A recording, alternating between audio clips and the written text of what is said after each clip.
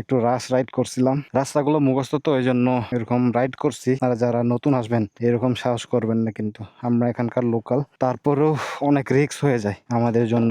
রাস্তা মুখস্থ থাকতে পারে, কিন্তু উপর থেকে গাড়ি আসবে কিনা এটা কেউ জানে না, কখন কোনখান দিয়ে আসবে।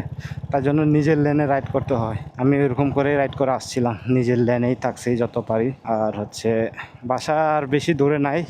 ও, এটা হচ্ছে প্রকৃতির এসি, যে বাতাসটা লাগতেছে। একটু পরে সন্ধ্যা টাইমে আসলে শীত লাগবো, শীতে কাঁপবো।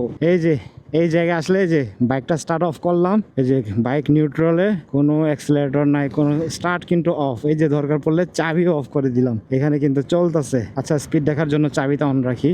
এই যে পুরো 60 স্পিডে যাইতেছে, কিন্তু আমার এখন ব্রেক করা লাগতেছে, যে স্পিডে নামতেছে। এই যে ওরে, এই জায়গাতে আসলে আমরা বাইক স্টার্ট অফ করে দেই।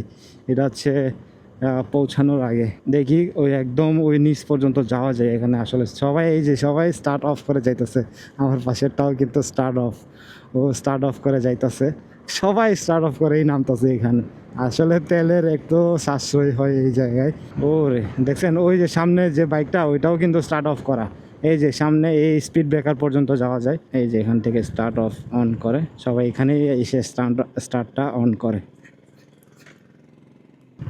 এই পর্যন্ত আর কি নামা যায় প্রায় অনেকক্ষণ, এখানে তেল অনেকটাই বাঁচে।